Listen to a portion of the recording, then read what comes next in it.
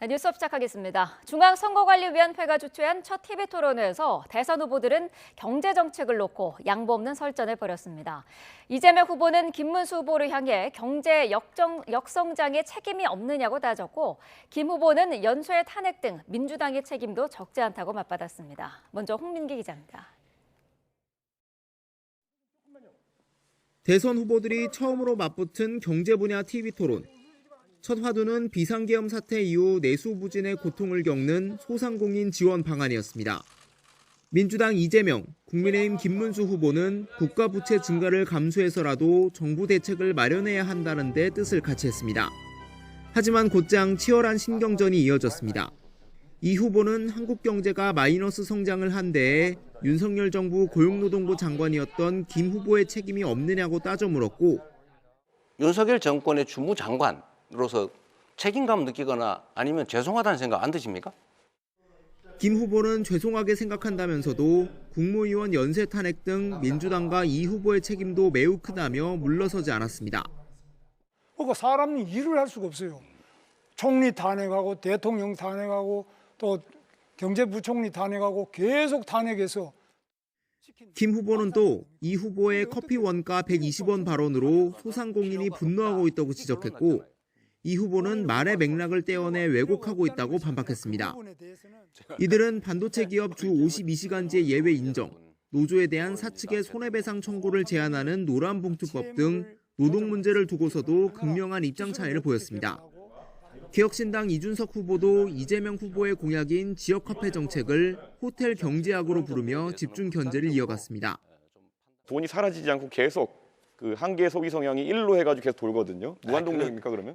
일로 돌지는 않죠. 그건 극단적인 예를 한번 들어볼 거라니까요. 왜 그렇게 단순하세요? 이재명 후보의 이른바 셰셰 발언을 두고서는 김문수, 이준석 후보가 협공을 펼치기도 했습니다. 유사시 상황이 발생했을 때 개입하겠다는 겁니까? 안 하겠다는 겁니까? 침략을 당했을 때 대만이. 우리랑 무슨 상관이냐. 중국에도 셰셰 하면 된다. 이런 식으로 이야기가 이게 굉장히 말이 많은데. 자꾸 저를 친중으로 한번 몰아보려고 애쓰시는 것 같은데 매우 부적절하다는 생각이 들고요. 민주노동당 권영국 후보는 이재명 후보를 향해선 차별금지법 제정에 소극적이라며, 김문수 후보를 겨냥해선 내란 우두머리인 윤석열 전 대통령의 대리인이라며 두 후보를 싸잡아 비판했습니다. 미국 트럼프 대통령의 관세 압박을 경제 약탈로 규정한 뒤 레드카드를 들어 보이기도 했습니다. YTN 홍민기입니다.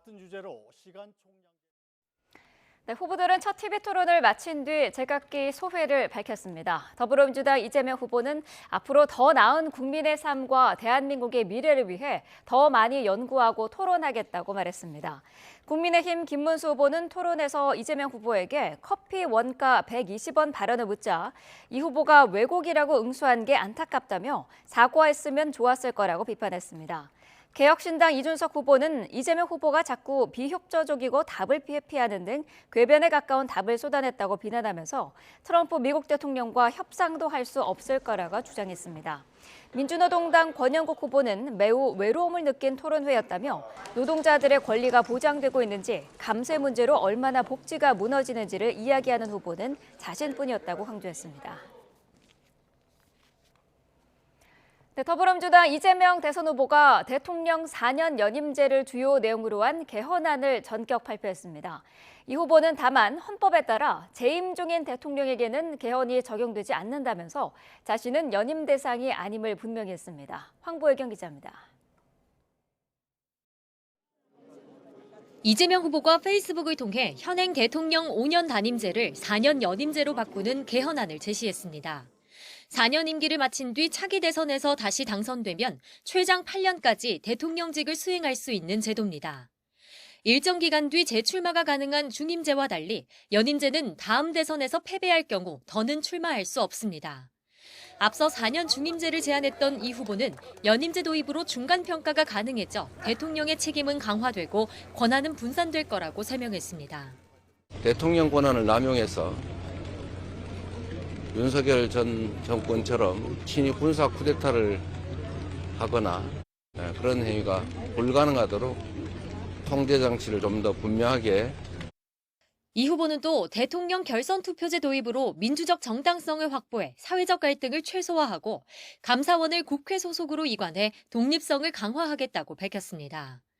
국무총리는 국회 추천을 받아 임명하도록 하고 공수처장과 검찰총장, 경찰청장의 임명동의제 도입과 검찰의 영장 청구권 독점 폐지 방안도 제안했습니다.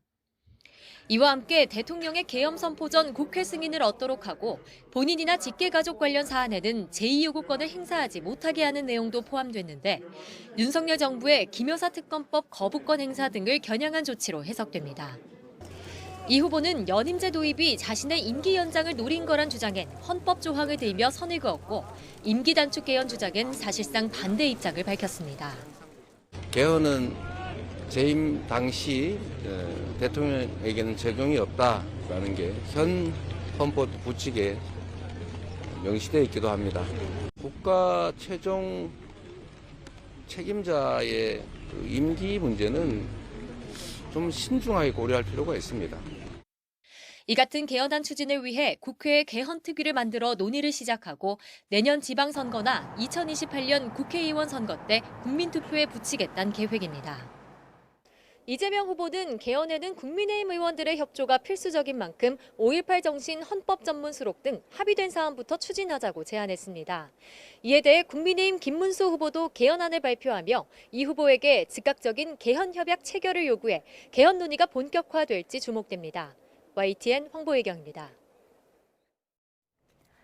이재명 후보의 전격적인 개헌안 발표에 국민의힘 김문수 후보 역시 자체 개헌 로드맵을 제시했습니다. 차기 대통령의 임기를 3년으로 줄여 총선 주기와 맞추고 이후에는 4년 중임제를 적용하겠다고 밝혔습니다. 김철희 기자입니다. 이재명 후보의 개헌 제안에 환영의 뜻을 밝힌 김문수 후보. 그간 가다듬어온 개헌 구상을 정리해 발표했습니다. 먼저 김 후보는 2028년 4월 총선과 대선을 함께 치를 수 있도록 차기 대통령 임기를 3년으로 단축하는 이른바 임기 단축 개헌을 약속했습니다. 또 대통령 4년 중임제 개헌을 통해 제왕적 대통령제를 수술하고 대통령의 불소추 특권을 완전히 폐지해 형사재판을 받지 않을 권리도 없애겠다고 공약했습니다. 이 밖에도 사법부의 독립성은 지키고 입법부의 권력은 분산하는 내용도 제안에 담았습니다. 또 자신이 제안한 중임제는 이재명 후보의 연임제와 달리 퇴임한 뒤에는 다시 선거에 나설 수 없는 방안이라며 이 후보 측에 해명을 요구하기도 했습니다. 김 후보가 개헌 제안을 내놓는 동안 당 지도부는 탄핵에 찬성한 사람과 반대한 사람 모두를 이해하고 관용하자며 원팀을 강조했습니다. 앞으로 저희가 미래로 나아가기 위해서 국민의힘이 노력할 수 있는 부분들은 최선을 다하겠다는 말씀을 드리겠습니다. 윤 전 대통령 탈당을 계기로 모두 힘을 보태라는 요구가 거세지자 그간 지원에 다소 소극적이었던 한동훈 전 대표 역시 현장 선거운동을 예고했습니다. 우선 다가오는 화요일 부산 광안리 현장 유세를 시작으로 대구와 청주, 원주를 돌며 전국에서 지지를 호소할 계획입니다. 명확한 지원 의사를 밝히지 않고 있는 홍준표 전 대구시장에 대해선 당 차원의 특사단이 미국으로 출국해 힘을 보태줄 것을 요청합니다. 다만 이 같은 움직임을 두고 상식적인 국민 모두 빅텐트인 만큼 더 이상 개별 인사 합류에 매달리지 말자는 목소리도 나왔습니다. 그간 지원에 미온적이던 한덕수 전 총리 등 외부 인사들까지 공개적으로 선거에 힘을 보태느냐가 향후 보수 진영이 통합을 이뤄냈는지 확인할 가늠자가 될 거란 분석도 나옵니다. YTN 김철입니다. 오늘 내란 우두머리 혐의를 받는 윤석열 전 대통령에 대한 4차 공판이 열립니다. 윤 전 대통령은 오늘도 법원에 공개 출석하는데요. 국민의힘을 탈당한 윤 전 대통령이 대선 전국과 관련한 입장을 밝힐지 주목됩니다. 현장 취재기자 연결합니다. 이경국 기자. 네, 서울중앙지방법원입니다. 네, 오늘 윤 전 대통령이 법원 포토라인에 서게 될 전망이죠. 맞습니다. 오늘 오전 10시 15분부터 내란 우두머리 혐의를 받는 윤석열 전 대통령 4차 공판이 진행됩니다. 윤 전 대통령은 지난 12일 열린 3차 공판부터 지하가 아닌 지상을 통해 법원에 공개 출석했는데요. 오늘도 법원이 윤 전 대통령의 지하 출입을 허락하지 않으면서 지상 출입구를 통해 윤 전 대통령은 걸어서 법원으로 들어갈 예정입니다. 대선이 15일 앞으로 다가온 가운데 국민의힘 탈당 뒤 처음 재판에 출석하는 윤 전 대통령이 전국과 관련한 입장을 밝힐지 주목이 됩니다. 다만 윤 전 대통령은 지난 12일 재판 당시에는 취재진의 질문에 어떠한 답도 하지 않았었습니다. 법원은 오늘도 일부 출입구를 폐쇄하는 등 보안 조치를 강화하는 모습입니다. 오늘 자정까지 소송 당사자나 소송 대리인을 포함해서 일반 차량의 법원 출입 전면 금지되고요. 보안 검색도 더 자세하게 진행될 예정입니다. 네, 오늘 재판은 어떻게 진행됩니까? 네, 오늘 윤 전 대통령 재판에서는 지난해 비상계엄 당시 이루어진 국회 봉쇄와 관련한 증인신문이 이루어질 예정입니다. 오전에는 지난 기일에 이어서 박정환 육군 특수전사령부 참모장에 대한 증인신문이 진행되고요. 오후에는 계엄 당시 국회에서 군을 현장 지휘했던 이상현 특전사 1공수여단장에 대한 신문이 예정돼 있습니다.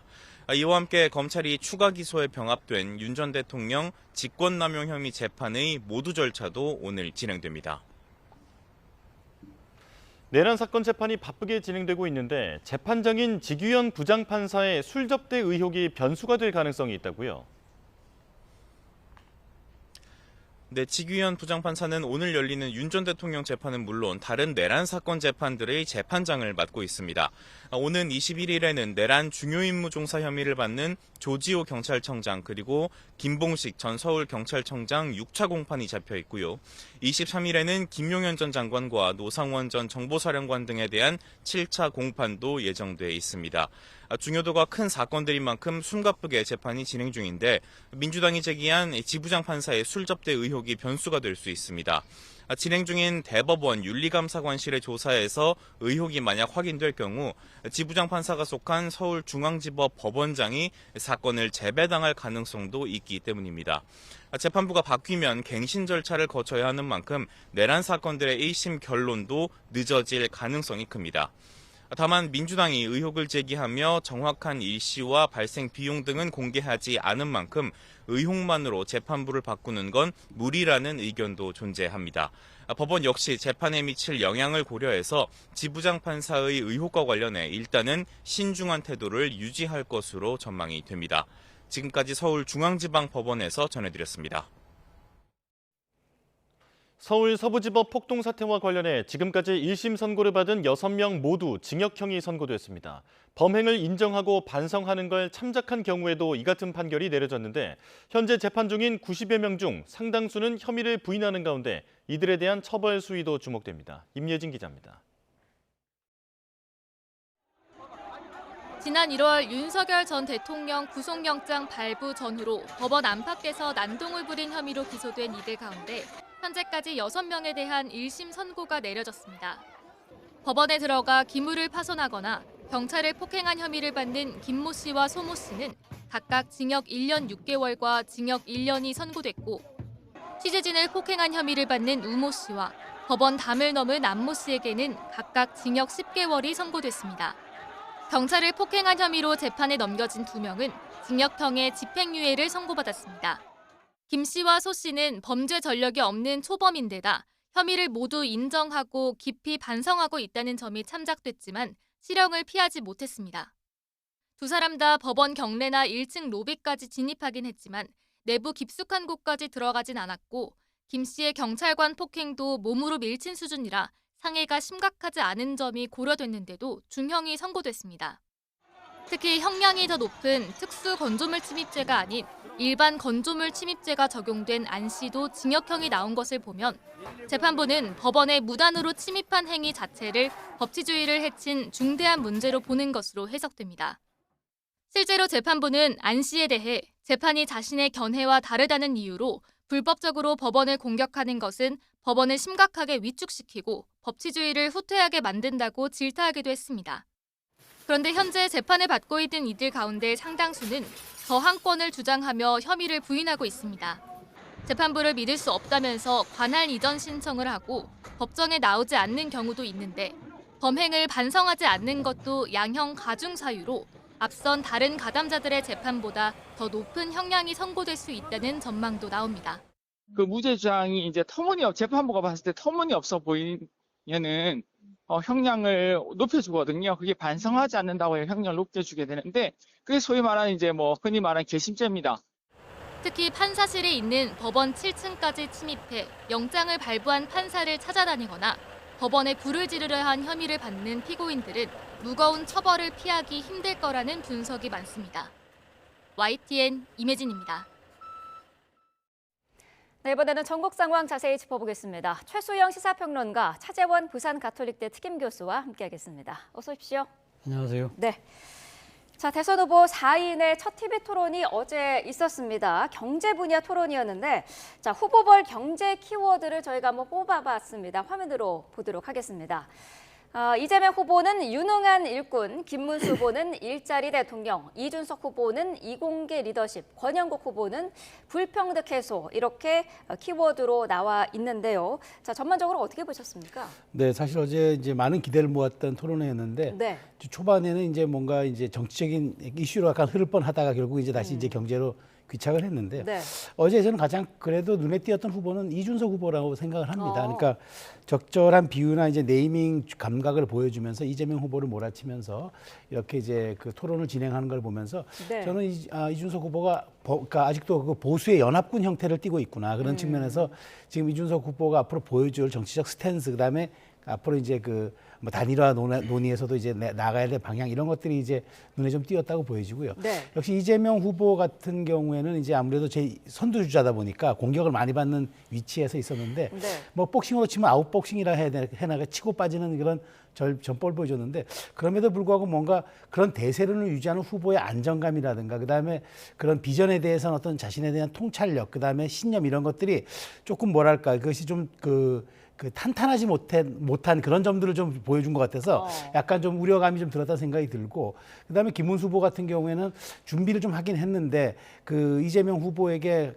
좀 말하자면은 좀 아주 가장 취약한 부분, 날카로운 부분 이런 부분들을 좀 꼬집었어야 하는데 커피 120원 논란 외에는 별로 이제 이렇게 이재명 후보를 몰아치는 그 부분들이 좀 부족해 보여서 네. 다음 이제 2차, 3차 토론에서는 어떻게 보일지 한번 좀 기대가 됩니다. 네. 이준석 후보에게 높은 점수를 주셨는데 교수님은 어떻게 평가하세요? 각자 자기 색깔을 보여준 한 판이 아니었나 생각이 듭니다. 지금 이재명 후보를 딱 집어서 이야기하면 한마디 키워드는 안정성과 여유, 거기다가 겸손 모두가 아니었나 생각이 듭니다.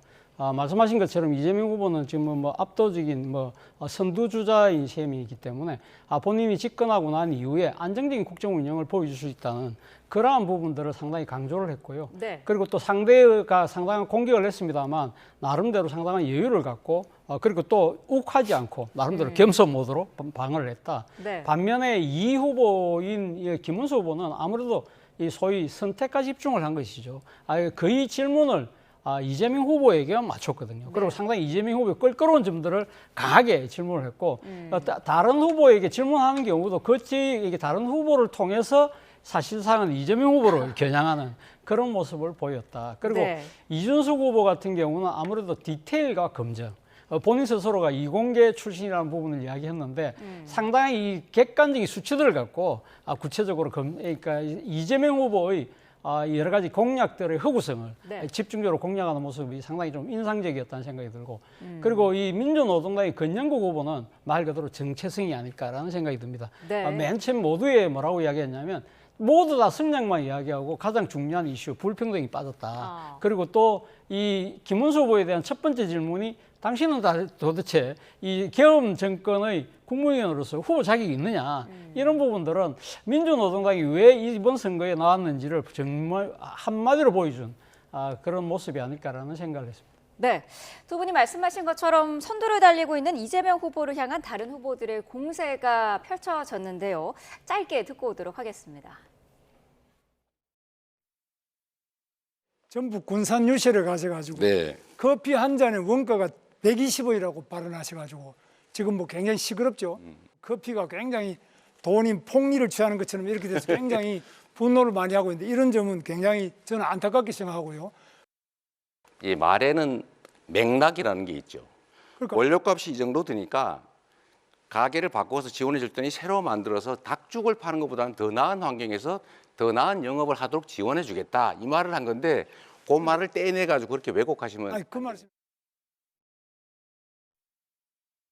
그런데 이재명 후보는 호텔 예약을 취소해도 돈만 돌면은 경제가 살아난다며 돈풀기식 괴짜 경제학을 말씀하셨습니다. 지금 이재명 후보에 대해서 많은 지적이 들어오는 게 호텔 경제학이라 들어보셨습니까? 본인이 지어낸 말이죠. 그건 성장을 말한 게 아니고 경제 순환이 필요하다는 걸 극단적으로 단순화해서 설명한 거예요. 네.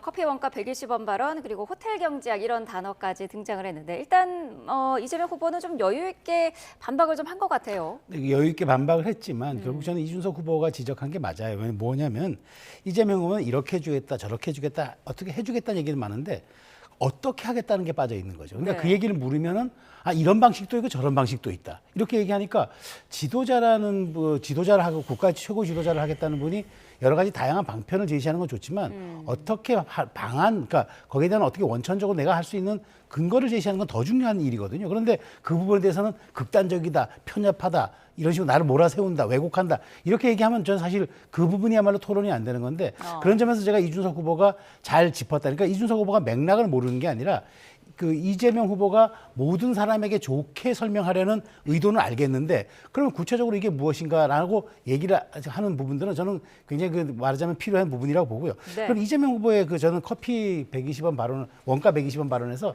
제가 또 주목하는 부분은 이 후보의 모든 말들에는 좀 약간 갈라치기가 있는 거라는 생각이 들어요. 그러니까 그 계곡 사업을 정리했다는 건 알겠습니다. 알겠는데 거기에서 닭죽 파는 분들은 땀을 뻘뻘 흘리면서 이재명 후보의 말을 빌리면은 그렇게 해서 원가 몇만 원 것을 5만 원에 파는데 뭐 여기서는 그냥 아무 일도 잘 안 하고 그냥 싼 걸 가지고 이른바 대동강 물 팔아 돈 벌었다는 봉익임 선달처럼 쉽게 돈 번다. 그 맥락에 그게 담겨 있는 거기 때문에 국민들이 어쨌든 한 경제 공동체를 운영해도 이런 방식이고 저런 방식이 있다 그러면은 그것을 사안별로 보는 좀 그런 그 말하자면 본인의 국량과 태도도 좀 있어야 하는데 네. 그런 것들보다는 뭔가 비유법을 통해서 이렇게 쉽게 전달하는 의도는 알겠지만 그 마음 속에 담겨 있는 그 인식 속에 담겨 있는 일종의 말하자면은 구분해서 보는 듯한 느낌. 이런 것들이 조금 저는 국가 최고 지도자라서 위험해 보였는데 어찌됐건 저는 이 부분은 앞으로 이재명 후보가 해명하면 해명할수록 우리가 코끼리는 생각하지 말려 그러면 더 코끼리가 생각나는 것처럼 네. 앞으로 꼬리표처럼 따라다닐 수 있는 이슈가 될 거라는 생각이 듭니다. 네, 이런 말씀하신 그런 부분들은 감안해서일까요? 어제 토론회 마치고 이재명 후보는 더 연구하겠다 이런 소감도 밝혔더라고요. 아무래도 뭐 방금 적시했던 두 가지 사안 자체는 어떻게 보면 그러니까 지금 이재명 후보를 공격하는 일종의 프레임을 갖고 있는 것이죠. 예를 들면 지금 커피 원가 120원 같은 경우는 바로 김문수 후보 입장에서는 지난 총선 때 윤석열 대통령이 당했던 대파 한단 그 프레임을 되돌려주는 거죠. 당신도 서민의 삶을 잘 모르고 있는 거 아니냐 그 이야기를 하고 있는 것이고요. 네. 그리고 인수 후보가 이야기하는 호텔 경제학이라는 부분은 결국은 지난 문재인 정권 때 나왔던 소득주도 성장 그때 뭐라고 이야기했냐면 당시 공격하는 야권에서는 그런 이야기를 했잖아요. 마차가 말을 끄는 형태라는 식으로 이야기를 했거든요. 그만큼 말이 안 되고 시장 경제에 기반한 것이 아니라 이념에 기반한 일종의 퍼주기라는 식의 이야기였는데 네. 그 똑같은 프레임을 이번에 또 적용을 한 셈이거든요. 그렇기 때문에 일단 이재명 후보 입장에서는 일종의 프레임을 갖고 자신을 공격한다고 생각하기 때문에 나름대로 방어를 좀 뭐랄까요, 약간은 조금 감성적으로 대응하는 측면이 분명히 있었기 때문에 네. 본인 입장에서 이런 부분들에 대해서는 좀 진지한 듯 토론이 필요하다. 그런 이야기를 한 것이 아닐까라는 생각이 듭니다. 네, 다음 토론회는 오는 금요일입니다. 사회 분야로 주제가 잡혀 있는데 금요일에는 어떤 키워드들이 올라올까요? 저는 사회 분야이기도 하고 가장 중요한 지금 사법부 흔들기 이 부분이 아마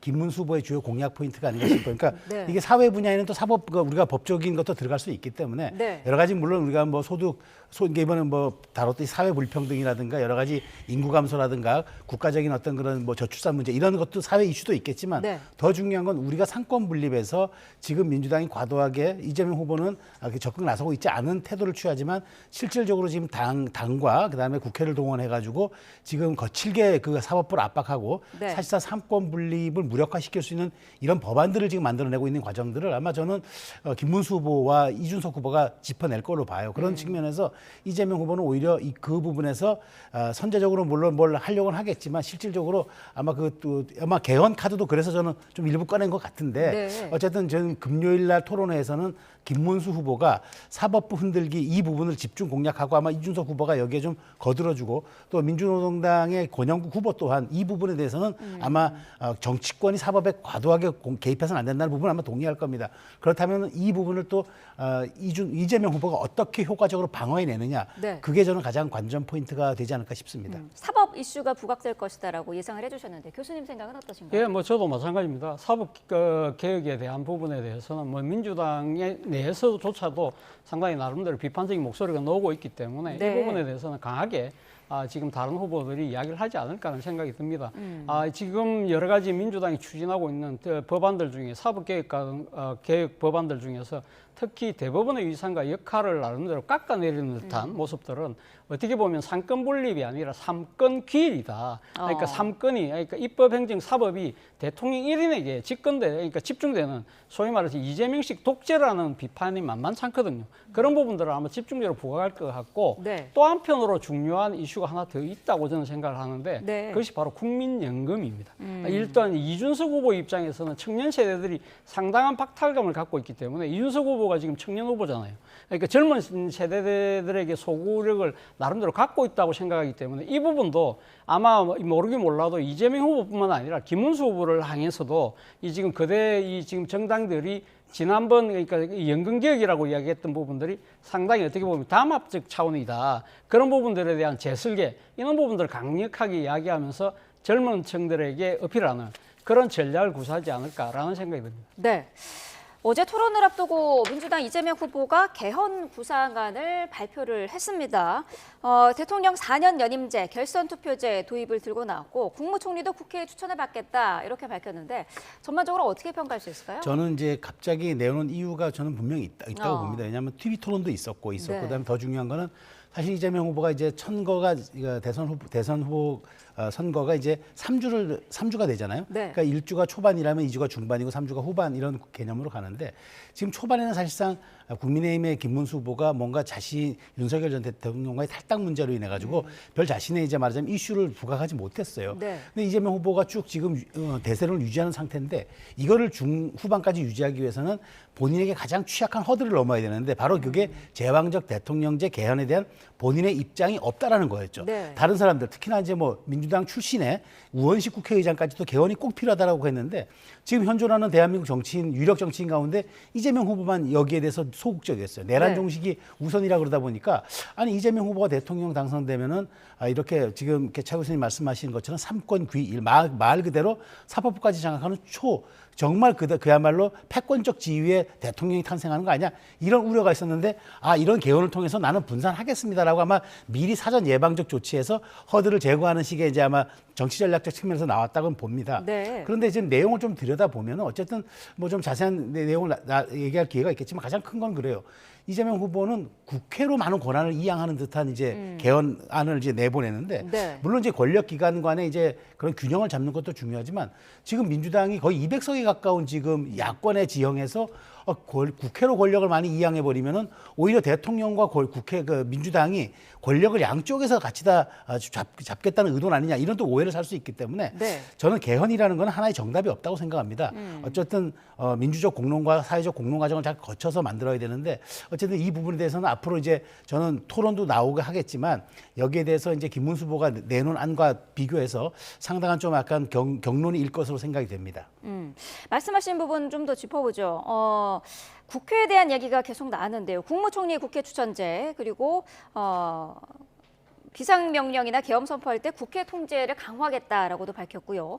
공수처장, 검찰총장, 경찰청장도 국회 임명 동의를 받겠다는 내용이 들어있거든요. 이 부분은 어떻게 해석하고 계세요? 사실 이번에 개헌에 대한 논의가 촉발된 것이 결국은 저 12.3 비상계엄 때의 대통령의 일방적인 비상대권 실현이었지 않습니까? 네. 그렇기 때문에 대통령의 권한을 어떤 식으로 나눠야 된다는 것이 하나의 공통분모였거든요. 네. 그렇다고 한다면 지금 이재명 대표와 민주당이 이야기하고 있는 대통령의 권한을 나눠서 그럼 대통령의 권한을 어디다 줍니까? 사법부에 줘야 됩니까? 그건 아니잖아요.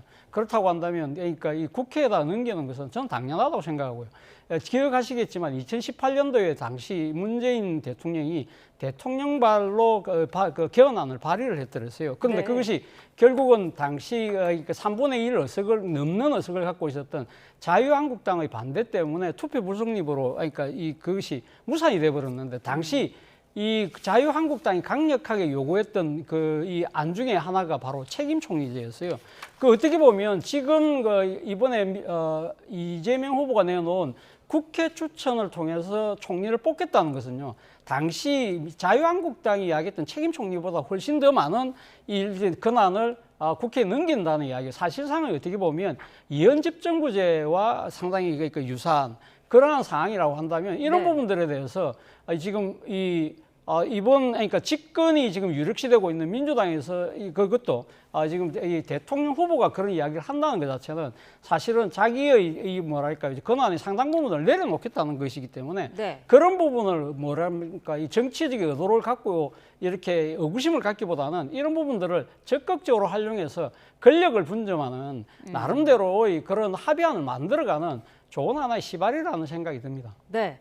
김문수 후보도 구체적인 개헌 구상을 밝혔습니다. 일단 본인의 임기는 3년만 하겠다. 그리고 그 이후에는 4년 중임제를 하겠다라고 했는데 그러면서 이 후보의 연임제를 비판했거든요. 네. 중임제와 연임제 어떤 게 다를 게 있을까요? 그러니까 중임제는 어떻게 하든 그 과정을 통틀어서 계속할 수 있다는 의미고 연임은 연속해서 할 수 있다는 의미인데 네. 지금 이게 사전적 의미와 정치적 의미가 좀 달라요. 그러니까 왜 그러냐면은 지금 그래서 이 논란들이 지난번 아까 말씀하신 이제 문재인 전 대통령 개헌 당시에도 연임과 중임을 놓고 정치적으로 민감하게 해석이 되니까 그래서 2018년 개헌한 당시에도 어떻게 했냐면은 4년으로 하되 연이어 선출되는 경우에만 한다라고 못을 박았어요. 그러니까 즉 4년 1차 연임 조항으로 못을 박은 거죠. 네. 그렇게 하니까 논란이 없었거든요. 그것도 이렇게 하면 됩니다. 그러니까 국민의힘이 우려하는 거는 임기 5년 이재명 후보가 다 마친 다음에 그다음에 그 개정된 헌법을 통해서 다시 나올 수 있는 그 고리를 열어놓는 것 아니냐라는 게 이제 의구심의 핵심인데 네. 저 그렇다고 한다면 이 부분은 여야가 합의해서 될 문제인데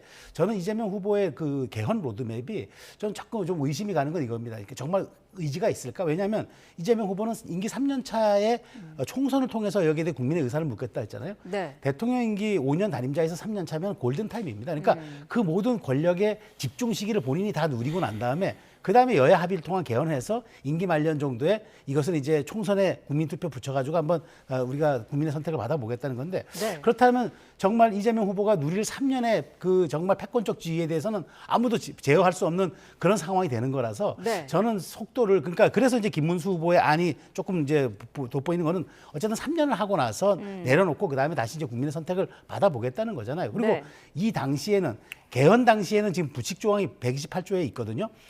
당시에 대통령 해당되지 않는다는데 이것도 또 개헌하면 될 일이거든요. 그러니까 여기에 대해서 많은 사람들이 이제 혹시 이제 이 개헌에 담긴 이재명 그 후보의 좀 다른 노림수가 있는 게 아니냐 이런 자꾸 의심을 갖게 되는데 네. 어쨌든 이 부분들은 저는 빠르게 좀 여야 그 공약 사항을 넘어서 네. 아예 후보 간 합의 사항으로 하는 것도 좀 필요하지 않을까 하는 그런 생각이 듭니다. 네. 실현 가능성이 있느냐, 당선 이후에 실현 의지가 있느냐 이 부분을 짚어주셨는데요. 일단 지금 이재명 후보가 지금 2028년 총선 때 개헌을 하겠다고 못을 박은 건 아니잖아요. 예를 들면 지금 당장 내년에 지금 지방선거가 열리잖아요. 그러니까 지방선거 때 그동안 지금 향후 1년 내에 개헌안에 대한 합의가 이루어진다고 한다면 일단 이 내년 지방선거의 개헌안을 통과시키겠다. 단 그것은 그러니까 적용은 차기이기 때문에 네. 지금 이재명 후보의 말대로 한다면 2030년 지방선거 때 그러니까 대통령 선거하고 동시에 지방선거하고 맞물리겠다는 그런 것이기 때문에 네. 단순하게 지금 2028년 총선까지 무조건 미루겠다는 뜻은 아니라는 부분이 제가 말씀드리고 싶고요. 또 하나는 지금 이 3년 이 임기 단축이라는 부분은 사실 어떻게 보면 국민의힘의 입장에서는 지금 따라가는 입장이잖아요. 그렇기 때문에 자신들은 그러니까 이 김문수 후보는 나는 임기 2년을 단축해서 나는 상당한 결단을 보인다는 그런 의미를 그러니까 이미지를 부각시키는 것이고 그 반면에 이재명 후보는 5년을 다 하려고 하네 상당히 상대적인 탐욕 이런 것을 드러내기 위한 하나의 뭐 전략적인 그런 생각이라 드는데 일단 근데 그거보다 더 중요한 문제가요. 사실은 이거예요. 지금 국민의힘 발상대로 한다고 한다면 향후 그러면 국민의힘 방식대로 2028년 총선하고 맞춤이게 되면요. 앞으로 그럼 대선하고 총선이 같이 이루어지는 거예요. 네. 그렇게 된다고 한다면 4년 내에 그러니까 보통 보면 총선이든 그러니까 대선을 승리하는 쪽이 총선까지 다 같이 장악을 하기 때문에 행정과 입법을 다 같이 장악해버리는 상당히 막강한 권력을 휘두를 수밖에 없다는 거예요. 네. 그러나 반면에 지금 민주당에서 내놓은 것은 지방선거하고 맞추자는 거잖아요. 그러면 지방선거하고 대통령선거하고 난 2년 뒤에는 항상 총선이 있기 때문에 일종의 뭐랄까요. 중간평가가 되기 때문에 네. 상당히 어떻게 보면 이 견제와 균형이 이루어질 수 있는 아주 중요한 차이가 있다는 거예요. 그렇기 때문에 단순하게 5년이나 3년이나 임기가 중요한 것이 아니라 과연 대통령 선거하고 국회의원 선거하고 맞물리게 만드느냐 지방선거하고 맞물리게 만드느냐에 따라서 향후 권력 구조 자체가 일방적인 패권으로 갈 것이냐 아니면 견제와 균형으로 갈 것이냐가 중요한 갈림길이 된다는 겁니다. 네. 자, 각 당의 분위기도 짚어보도록 하겠습니다. 김상욱 의원은 예상대로 민주당에 입당을 했습니다. 국민의힘은 정당으로서의 기능이 마비됐다. 야당으로서의 기능도 수행할 수 없다. 이렇게 맹비난하던데요. 어떻게 들으셨습니까? 그 맹비난했던 이제 결과가 민주당의 입당이라면 좀 제가 보기에는 아쉬운 감이 들죠. 최소한 뭐 탈당서의 그 잉크가 마르기도 전에 바로 대선 기간 안에 민주당에 입당하는 거는 본인의 정치적인 어떤 뭐 선택이라고는 할 수는 있지만 네. 너무 속보이는 행위가 아닌가 그런 생각이 들어요. 왜냐하면 본인이 몸담았던 정당에서 이런 탄핵으로 인한 보궐선거, 재선거가 치러지는데 재선 같은 형식이잖아요. 조기 대선이다 보니. 그럼 본인도 사실 책임이 있는 거죠. 그렇다면 조금 숙고의 기간을 가지고 민주당에 가든가 해야지 지금 대선 기간에 입당해서 확실하게 이재명 후보에게 힘을 실어서 뭔가를 정치적인 어떤 수혜를 바라는 것처럼 비춰지는 거는 제가 보기에 뭐 정당 선택의 자유가 있다지만 이준석 후보가 비판했던 것처럼 정말 그 바람 앞에, 그러니까 이건 김용남 의원을 통해서 하는 얘기입니다만은 바람 앞에 그냥 빨리 바람보다 먼저 눕는다는 그런 비유를 썼던데 네. 저는 어쨌든 좀 이런 대선 기간 안에 이렇게 하는 것은 이제 정치인으로서 물론 뭐 아무래도 자기의 선거를 생각해서 하는 것은 이해가 됩니다만은 조금 너무 명분 없는 행동이 아닌가. 그러면 자기가 몸담았던 정당에 대한 어떤 그런 책임의식도 좀 부족한 게 아닌가 그런 생각이 듭니다. 다만 민주당 입장에서는 국민의힘에 직전에 몸담았던 인사들 조금 저 과거에 몸담았던 인사들이 계속 들어오다 보니까 뭔가 이 통합이라는 메시지는 주는 것 같은데 그러나 또 민주당 입장에서 한켠 보면은 이렇게 묻지마식으로 다 받아들이는 게 과연 이게 통합인가? 네. 이게 그냥 말 그대로 혹시나 좀 거칠게 표현하면 이게 그냥 잡탕이 되는 건 아닌가? 이런 생각도 한번 해볼 필요가 있을 것 같아요. 그래서 정말 묻지마식 통합이 이재명식의 어떤 대통합의 정신인지는 한번 되돌아보는 좀 계기도 됐으면 좋겠습니다. 네. 개혁신당을 탈당한 허은하 전 대표도 민주당 입당 가능성을 내비친 상태인데 지금 말씀하신 것처럼 뭐 개인의 정치적 기회를 활용하는 거 아니냐 이런 시각이 민주당 내부에서도 일각에서는 있는 것 같더라고요. 물론 그렇겠죠. 뭐 아마 민주당 쪽에서도 그런 생각을 할 거예요. 일종의 권력의 자기장이 상당히 강하게 영향을 미치고 있는 것이 아닐까라고 본다는 것이죠. 네. 사실 뭐 지금 집권 가능성이 가장 커지고 있는 상황이지 않습니까? 그렇기 때문에 민주당 쪽에 이렇게 그러니까 지금 그동안에 민주당과 개를 달리했던 정치인들이 들어오는 것 자체가 자신의 정치적 신념의 선택인 것이 아니라 일종의 상황의 유불리만 따져서 움직인다는 소위 말하는 철새 이론하고도 적용될 수 있는 것이죠. 네. 그런 측면에서 본다고 한다면 앞서 김상우 의원도 사실 탈당을 해서 민주당하고 가는 부분에 대해서는 상당히 좀 비판을 받을 대목이 저는 분명히 있다고 생각해요. 본인 스스로가 그러니까 지난 12.3 비상계엄 때 당내의 그런 여러 가지 그러니까 계엄 옹호라든지 그러니까 내란 옹호에 대해서 강한 비판적인 입장을 가졌잖아요. 네. 그렇다고 한다면 지금 더 건강한 민주당을 만들 것이 아니라 중병을 앓고 있는 국민의힘을 고치고 하는데 그게 모든 것을 최선을 다하는 것이 국민의힘을 간판을 보고 뽑아준 유권자에 대한 도리가 아닐까라는 생각이 듭니다. 네. 국민의힘 상황을 보면은요. 윤석열 전 대통령이 지난 주말에 탈당을 했는데 그 이후로 지금 하나로 뭉치자는 분위기입니다. 나경원 의원도 국민 모두가 빅텐트다 언급을 했고 그동안 김문수 후보 유세에 지원을 나서지 않았던 한동훈 전 대표도 내일부터 유세를 시작하더라고요. 네, 그렇습니다. 내일은 부산에서 시작해서 충청을 거쳐 이제 강원으로 북상하는 이제 그 동선을 잡았는데 네. 저는 어쨌든 부산에서는 지난 그 박근혜 그다음에 문재인 그 대통령 선거 당시에 그 100만여 표 차가 났는데 그 당시 PK에서 100만여 표 차가 났거든요. 그래서 네. 아마 지금 근데 지금 PK가 흔들리고 있다는 얘기가 많이 나오잖아요. 네. 그래서 또 지난번 지난해 부산에 금정구청장 보궐선거 때 그 어렸던 상황에서 또 한동훈 전 대표가 승리를 이끌었던 기억도 있고 해서 아마 그렇게 시작을 해서 올라오지 않을까 그렇게 생각이 됩니다. 네.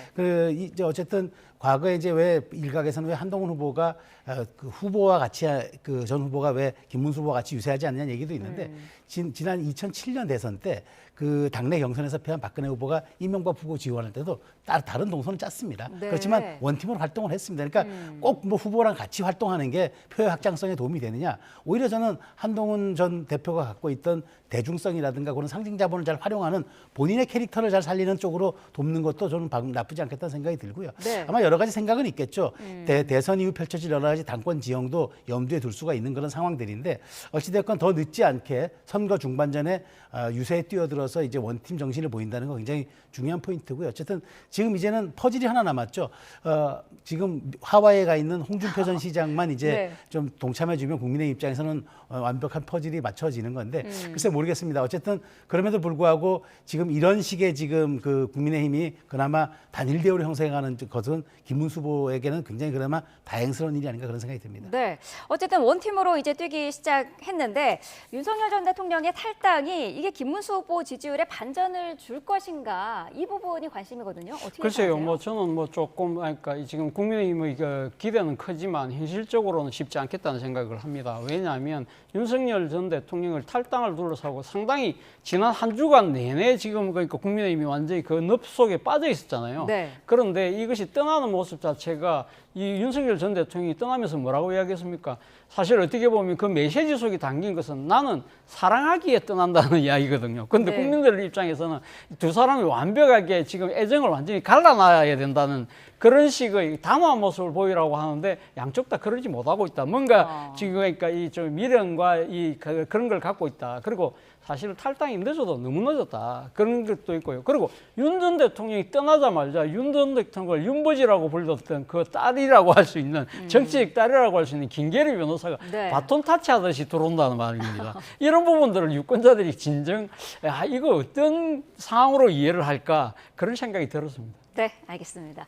자, 두 분 말씀 여기까지 듣겠습니다. 최소영 시사평론가, 차재원 부산가톨릭대 특임교수와 함께했습니다. 고맙습니다.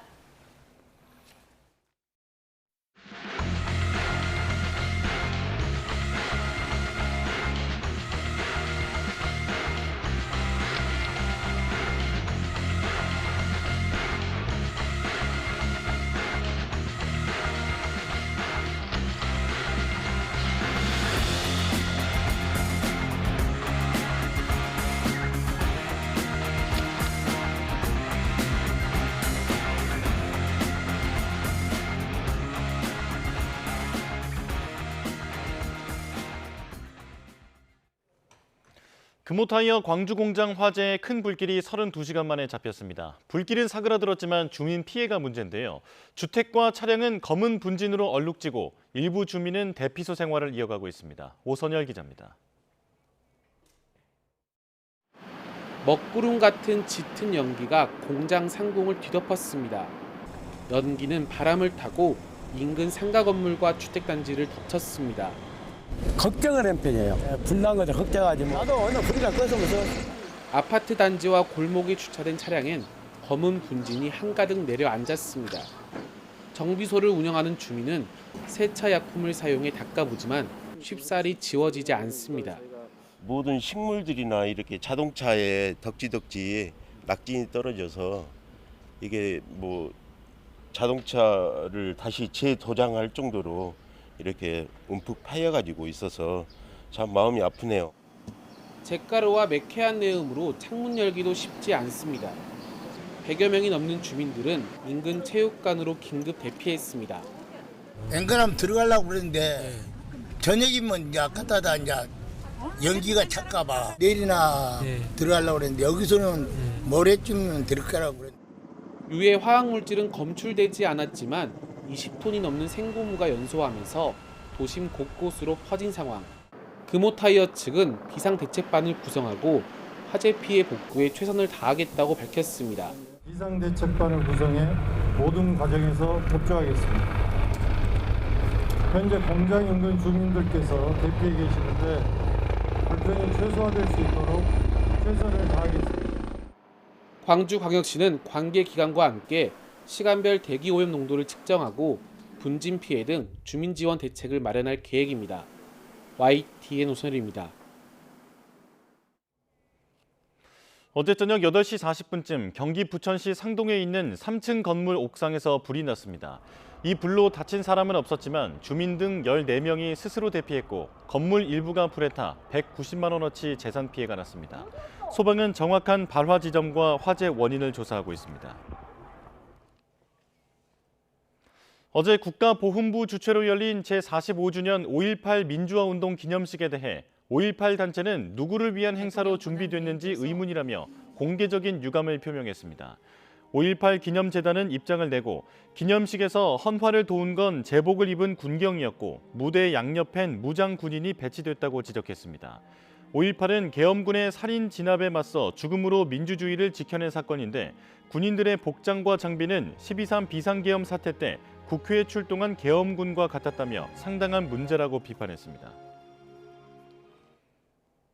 새벽 시간 금은방 절도를 시도한 30대가 경찰의 현행범으로 체포됐습니다. 사람과 차가 지나다니는 장소에서 절단기로 철제 셔터를 자르는 모습이 CCTV에 고스란히 담겼는데요. 차상한 기자가 보도합니다.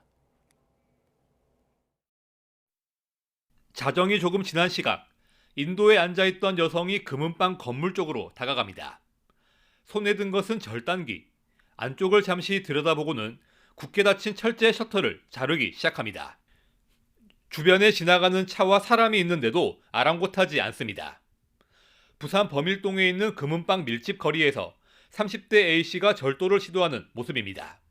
절단기로 셔터를 뜯는 것을 본 시민이 경찰에 신고하면서 A씨는 이곳에서 현행범으로 체포됐습니다. 범행 시도부터 체포까지 걸린 시간은 10분 정도. 신고를 받고 출동한 경찰이 현장에 도착했을 때 A씨는 도망가지 않고 태연히 인도에 앉아 있었습니다. 셔터 일부만 파손됐고 A씨가 안쪽으로는 들어가지 못해 다른 피해는 없었습니다. 범행이 벌어진 장소는 과거 금은방 터리범이 기승을 부린 탓에 경찰이 순찰을 강화한 지역입니다. 경찰은 A씨 단독 범행으로 보고 있습니다. 또 절단기를 미리 준비하는 등 사전에 범행을 계획한 것으로 보인다며 특수절도 혐의를 적용해 구속영장 신청도 검토하고 있다고 밝혔습니다. YTN 차상입니다. 3월 서울 아파트 매매 거래량이 4년 8개월 만에 최대치를 기록했습니다. 서울시의 토지거래 허가구역 반짝 해제 여파로 보이는데 토호제가 확대 재지정된 이후에도 강남과 서초, 용산구 등은 상승거래 비중이 오히려 늘었습니다. 최도희 기자입니다. 서울시의 토지거래 허가구역 반짝 해제 여파로 아파트 매매 시장의 열기는 뜨거웠습니다. 대출 규제가 강화된 지난해 9월 이후 올해 1월까지 줄곧 3천 건대에 머물렀던 거래량은 강남 일부 지역의 토허제가 반짝 해제된 지난 2월 6천 건대로 뛰었습니다. 이어 지난 3월에 만 건을 넘어서며 4년 8개월 만에 최대치를 기록했습니다. 다만 서울시가 지난 3월 24일부터 토허제를 강남 3구와 용산구로 확대 재지정한 만큼 4월 거래량은 한풀 꺾일 것으로 관측됩니다. 토지거래 허가구역이 이제 해제가 되면서 그동안 이제 거래가 불가했던 것들이 이제 갭 투자가 가능하게 되면서 거래량이 상당히 늘었다고 이제 판단할 수 있을 것 같고요.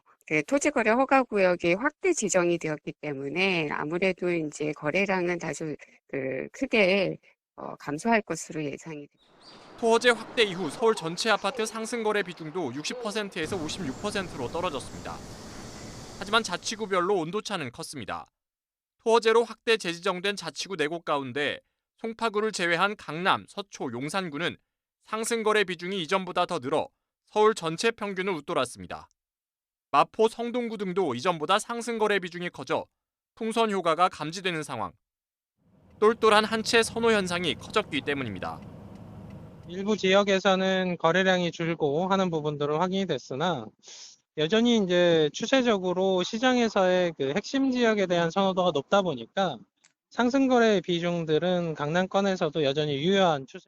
반면 서울 외곽 지역의 경우 상승 비중이 절반에도 못 미치며 서울 아파트 시장의 양극화 현상도 갈수록 뚜렷해지고 있습니다. YTN 최두입니다. 네, 주택 거래가 급증하면서 가계 대출도 눈덩이처럼 불어나고 있습니다. 이달 들어 불과 보름 사이 주요 시중은행의 가계 대출은 3조 원 넘게 급증했는데요. 금융당국은 내일 대출의 문턱을 더 높이는 3단계 스트레스 DSR 시행 방안을 발표할 예정입니다. 최하영 기자입니다. 이달 들어 15일까지 5대 은행의 가계대출 잔액은 746조 원에 육박합니다. 지난달보다 무려 2조 9천억 원이나 늘었습니다. 이런 속도라면 이달 전체 증가액은 5조 8천억 원에 이를 것으로 추산됩니다. 가계대출의 고삐가 풀린 가장 큰 이유는 금리 하락입니다. 여기에 서울 토지거래 허가구역 일시 해제 등 규제 완화 여파가 시차를 두고 반영됐습니다. 제도가 도입된 금리라든가 이런 부분들이 좀 자금을 좀 쓰기가 유리하게끔 된다든가 이런 상황이 발생되면은 미리미리 시장은 움직일 가능성이 많기 때문에 더욱이 대출 문턱을 더 높이는 3단계 스트레스 DSR 도입을 앞두고 대출 막차 수요까지 몰리는 분위기입니다. 스트레스 DSR은 쉽게 말해 향후 금리 상승 가능성을 고려해 가상의 스트레스 금리를 더해 대출 한도를 낮추는 제도입니다. 지난해 2월 1단계를 시작으로 오는 7월부터는 3단계가 적용됩니다. 3단계의 경우 수도권은 스트레스 금리를 1.5%로 올리고 비수도권은 이보다 낮게 적용할 방침입니다. 지방과 수도권의 부동산 시장의 상황이라든지 또 느끼는 경기의 상황에 차이가 있는 부분이 있기 때문에 3단계 스트레스 DSR이 시행되면 연소득 6천만 원인 대출자의 수도권 주택담보대출 한도는 1,200만 원 줄어들 전망입니다. 금융당국은 내일 가계부채 점검회의를 열고 3단계 스트레스 DSR 시행 방안을 발표합니다. YTN 최하영입니다. 스콧 베센트 미 재무장관이 협상이 협조적이지 않은 국가에는 높은 관세를 적용하겠다고 경고했습니다. 베센트 장관은 지금은 18개국과의 협상에 집중하고 있다면서 교역 규모가 작은 나라들은 지역별로 묶어 관세율을 부과할 방침을 시사했습니다. 워싱턴 홍상희 특파원입니다. 관세 협상에 나선 교역국들을 향해 미 재무장관은 성실한 협상 태도를 주문했습니다. CNN과의 인터뷰에서 스콧 베센트 장관은 선의로 협상하지 않는 나라들은 결국 고율의 상호관세 고지서를 다시 받게 될 거라고 경고했습니다. We have a 90-day pause. President Trump has put them on notice that if you do not negotiate in good faith, that you will ratchet back up to your April 2nd level. 현재 미국은 18개 국가와의 협상에 집중하고 있다면서 소수를 제외하면 비관세 장벽 완화 등 좋은 제안을 해오고 있다고 말했습니다. 나머지 교역 규모가 작은 나라들은 개별 협상이 아닌 지역으로 묶어 관세율을 결정할 방침을 시사하기도 했습니다. There are a lot of smaller trading relationships that we can just come up with a number. My other sense is that we will do a lot of regional deals. This is the rate for Central America. This is the rate for this part of Africa. 트럼프 대통령의 관세 협상 전술로는 전략적 불확실성을 꼽았습니다. Strategic uncertainty is a negotiating tactic. So if we were to give too much certainty to the other countries, then they would play us in the negotiation. 월마트가 관세 부과를 이유로 가격 인상을 예고한 데 대해서는 트럼프 2기 집권 이후 4년 만에 인플레이션이 하락하고 있다며 관세 협상이 끝나면 미국 경제는 훨씬 더 나아질 거라고 확신했습니다. 카타르 왕실의 항공기 선물을 둘러싼 논란에 대해 묻자 과거 프랑스가 선물했던 자유의 여신상과 마찬가지로 항공기도 트럼프 대통령이 아닌 미국 정부에 대한 선물이 될 거라고 강조했습니다. 워싱턴에서 YTN 홍상입니다.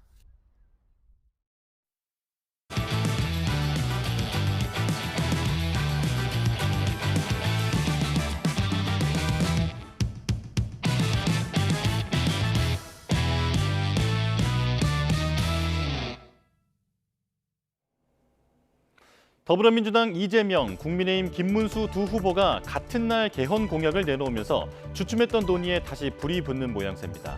권력구조 개편이라는 취지는 같지만 현재 양쪽이 처한 정치 지형에 따라 내용은 다른데요. 자, 가장 주목받는 대통령 관련 내용부터 보겠습니다. 이재명 후보는 4년 연임제를 들고 나왔는데 4년씩 연속 2번, 그러니까 최장 8년 재임할 수 있도록 하자는 겁니다. 대선에서 과반 득표자가 없을 경우 1, 2위 득표자를 대상으로 결선 투표를 실시하는 결선 투표제를 제안했죠. 다만 이번 대통령 임기는 그대로 5년으로 가되 연임제 적용은 안 된다는 입장입니다. 그리고 본인과 직계가족의 범죄에 관련된 법안에는 대통령이 거부권을 행사할 수 없도록 하자고 제안했습니다. 반면 김문수 후보는 미국처럼 4년 재임 뒤에 연속 여부와 상관없이 한 번 더 대통령직을 맡을 수 있는 4년 중임제를 제안했습니다. 연속으로 당선됐을 경우만 8년 재임이 가능한 연임제와 달리 중임제는 재임 뒤에 대선에서 패배하더라도 다음에 당선된다면 4년을 더 재임할 수 있다는 차이가 있죠. 가장 눈에 띄는 건 이번 대통령의 임기 단축입니다. 3년으로 단축해서 2028년 총선과 다음 대선을 일치시키겠다는 입장이죠. 또 대통령의 불소추 특권을 완전히 폐지하겠다는 구상도 내놨습니다. 국회 권한에 대해서는 확연히 차이가 납니다. 이재명 후보는 국무총리를 국회가 추천하고 검찰과 경찰, 방통위 등 기관장 임명 시 국회의 동의를 받게 했고요. 여기에 비상명령이나 계엄을 선포할 때 반드시 국회에 사전 통보하고 승인을 받도록 해 국회의 권한을 강화하자는 입장입니다. 반면 김문수 후보는 국회의원 불체포 특권과 면책 특권을 완전히 폐지하고 직접 민주주의 강화 차원에서 국민입법제와 국회의원 국민소환제를 도입하자고 제안했는데요. 국회 권력을 견제하는 데 방점이 찍혀 있다고 볼 수 있겠죠. 사법사정기관에 대해서는 이재명 후보는 검찰의 영장 청구권 독점 규정을 폐지하고 감사원을 국회로 이관하겠다는 계획입니다. 김문수 후보는 대법관과 헌법재판관의 중립성 그리고 독립성 확보를 위해서 대법관, 헌법재판관을 추천할 때는 국회 3분의 2의 동의를 받도록 하겠다고 밝혔는데요. 정치적 지형에 대한 후보들의 셈법이 개헌 구성에서도 그대로 드러나고 있습니다. 문제는 약속이 얼마나 지켜지느냐겠죠. 과거 사례를 보면 대통령 당선 뒤에 개헌에 대한 입장을 바꾼 사례가 적지 않았습니다. 내각제 개헌을 내세운 김영삼, 김대중 전 대통령의 약속도 지켜지지 않았고 이명박 전 대통령의 4년 연임제, 문재인 전 대통령의 분권형 대통령제를 위한 개헌 추진기구 역시 임기 중 논의가 흐지부지되고 말았습니다. 김문수 후보가 말이 나온 김에 당장 개헌 협약을 맺자고 나선 것도 이런 배경 때문인데요. 이재명 후보는 국회 개헌특위에서 순차적으로 완성해 나가자고 제안했죠. 과연 이번에는 약속이 지켜져 새로운 헌법이 만들어질 수 있을까요? 네, 21대 대선을 보름 앞두고 있습니다. 주요 대선 후보들의 유세전이 점점 가열되고 있는데요. 민주당 이재명 후보는 서울 곳곳을 돌며 첫 집중 유세에 나서고 국민의힘 김문수 후보는 청년층, 개혁신당 이준석 후보는 호남권 표심 잡기에 집중하고 있습니다. 국회 취재기자 연결하겠습니다. 황보혜경 기자. 네, 국회입니다. 네, 자, 어제 대선 후보자 4명의 첫 TV 토론회가 열렸는데요. 우선 각 당의 반응부터 전해주시죠. 네, 먼저 민주당 선대위 관계자는 YTN과의 통화에서 국민의힘 김문수 후보의 경우 정책이 모호하고 추상적인 표현을 많이 써 준비가 덜 된 느낌이었다고 지적했습니다. 이어 개혁신당 이준석 후보는 정상적인 토론보다는 말재주로 상대의 허점을 공략하는 데에만 집중했다고 깎아내렸습니다. 반면 김문수 후보 캠프 관계자는 토론회가 김 후보에게 불리할 거란 예상이 있었지만 전반적으로 선전했다고 평가했습니다. 이어 이재명 후보는 토론 도중 실수를 반복했고 이준석 후보는 차별화를 시도했지만 큰 인상을 주지는 못했다고 밝혔습니다. 이준석 후보 캠프 측도 YTN과의 통화에서 이재명 후보의 유독 집중 공세를 퍼부은 건 전략이었다고 전했습니다. 이어 김문수 후보는 스스로 무너지고 있는 상황이라 공격할 필요가 없었다며 국민의힘과의 연대는 고려하고 있지 않다고 거듭 밝혔습니다. 네, 민주당 이재명 후보는 오늘부터 본격적인 수도권 유세에 돌입한다고요? 네, 이재명 후보는 오전 대한노인회를 방문한 뒤 백범 김구 선생 묘역을 참배하며 첫 서울 일정을 시작합니다. 용산역 광장에서 유권자들과 만난 뒤 오후에는 영등포 타임스퀘어와 마포 KTNG 상상마당 앞에서 잇따라 유세를 이어갈 예정입니다. 이 후보는 지난주 광화문 출정식 이후 대전과 판교 등에서 K-이니셔티브 벨트 구상을 밝혔습니다. 이후 당의 험지인 영남권을 먼저 찾은 뒤 호남에서 지지 기반을 다졌는데요. 선거운동 2주차를 맞아 이번 주부터는 전체 유권자의 절반가량이 몰린 수도권에서 중도층 공략에 집중할 방침입니다. 국민의힘 김문수 후보도 오늘 다양한 계층과 만나면서 유세를 이어가죠. 네, 김문수 후보는 모두의 내일을 위한 행보라는 선거 콘셉트로 오늘 노인과 청년층을 두루 만납니다. 이재명 후보와 마찬가지로 오전엔 대한노인회를 찾아 건의사항을 들은 뒤 서울 청계광장에서 청년 공약을 발표할 예정입니다. 김문수 후보는 오세훈 서울시장이 주재하는 약자와 동행하는 서울 토론회에도 참석하는데 이 자리에는 개혁신당 이준석 후보도 함께합니다. 이 후보는 연대 가능성에 거듭 선을 긋고 있지만 김문수 후보 측은 YTN과의 통화에서 이 후보와 단일화 가능성을 염두에 둔 자리라고 말했습니다. 김 후보는 주한 미국 상공회의소 간담회 등에 참석해 경제통상정책의 비전을 공유한 뒤 저녁 서울역 광장에서 유세를 끝으로 오늘 일정을 마무리합니다. 네, 개혁신당 이준석 후보 일정도 정리해 주시죠. 이준석 후보는 잠시 뒤 서울 광화문 광장 이순신 장군 동상 앞에서 기자회견을 열 예정입니다. 이어 서울시장 주재 토론회에 참석한 뒤 곧장 광주로 향합니다. 금호타이어 광주 공장 화재 현장을 찾아 이재민을 위로하고 광주 복합 쇼핑몰 추진 현장을 방문해 지역 주민의 애로사항을 들을 예정입니다. 이 후보는 광주과학기술원에서 연구자들과 간담회도 열며 이공계 출신 리더로서 면모도 부각한다는 방침입니다. 이 후보는 퇴근길 광주 종합버스터미널 앞에서 집중 유세를 펼치며 호남 지역 표심 공략에 나섭니다. 지금까지 국회에서 전해드렸습니다.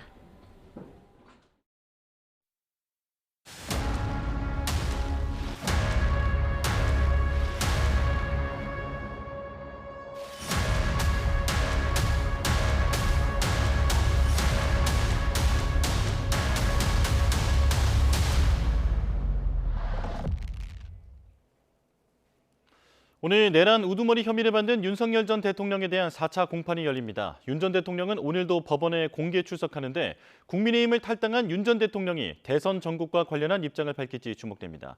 현장 취재기자 연결해 알아보겠습니다. 김영수 기자.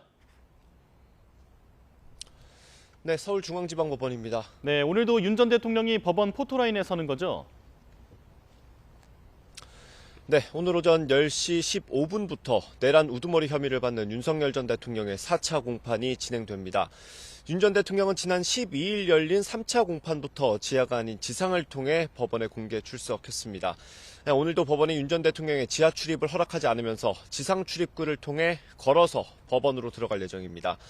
대선이 이제 15일 앞으로 다가온 가운데 국민의힘 탈당 뒤 처음 재판에 출석하는 윤 전 대통령이 전국과 관련한 입장을 밝힐지 주목됩니다. 다만 윤 전 대통령은 지난 12일 재판 당시에는 취재진 질문에 어떠한 답도 하지 않았습니다. 법원은 오늘도 일부 출입구를 폐쇄하는 등 보안 조치를 강화하고 있습니다. 또 오늘 자정까지 소송 당사자나 소송 대리인을 포함해 일반 차량의 법원 출입은 전면 금지되고 보안 검색도 더 자세히 진행할 방침입니다. 네, 오늘 재판은 어떤 내용이 다뤄질 예정입니까? 오늘 윤 전 대통령 재판에서는 지난해 비상계엄 당시 이루어진 국회 봉쇄와 관련한 증인신문이 이뤄질 전망입니다. 오전에는 지난 기일에 이어 박정환 육군 특수전사령부 참모장에 대한 증인신문이 있고요. 오후에는 계엄 당시 국회에서 군을 현장 지휘했던 이상현 특전사 1공수여단장에 대한 신문이 예정돼 있습니다. 이와 함께 검찰의 추가 기소에 병합된 윤 전 대통령 직권남용 혐의 재판의 모두 절차도 오늘 진행됩니다. 그런가 하면 재판장인 지규현 부장판사의 술 접대 의혹이 변수가 될 가능성이 있다고요? 네, 지규현 부장판사는 오늘 열리는 윤 전 대통령 재판은 물론 다른 내란 사건 재판들의 재판장을 맡고 있습니다. 오는 21일에는 내란 중요임무종사 혐의를 받는 조지호 경찰청장, 김봉식 전 서울경찰청장 6차 공판이 잡혀 있고요. 23일에는 김용현 전 장관과 노상원 전 정보사령관 등에 대한 7차 공판도 예정돼 있습니다. 중요도가 큰 사건들인 만큼 숨가쁘게 재판이 진행 중인데 민주당이 제기한 지 부장판사의 술 접대 의혹이 변수가 될 수 있습니다. 진행 중인 대법원 윤리감사관실의 조사에서 의혹이 확인된다면 지 부장판사가 속한 서울중앙지방법원 법원장이 사건을 재배당할 가능성도 있기 때문입니다. 재판부가 바뀌면 갱신 절차를 거쳐야 하는 만큼 내란 사건들의 1심 결론도 늦어질 가능성이 큽니다. 다만 민주당이 의혹을 제기하면서 정확한 일시와 발생 비용 등을 공개하지 않은 만큼 의혹만으로 재판부를 바꾸는 건 무리라는 의견도 있긴 합니다. 법원 역시 재판에 미칠 영향을 고려해 지 부장판사 의혹과 관련해 일단은 신중한 태도를 유지할 걸로 예상됩니다. 지금까지 서울중앙지방법원에서 전해드렸습니다.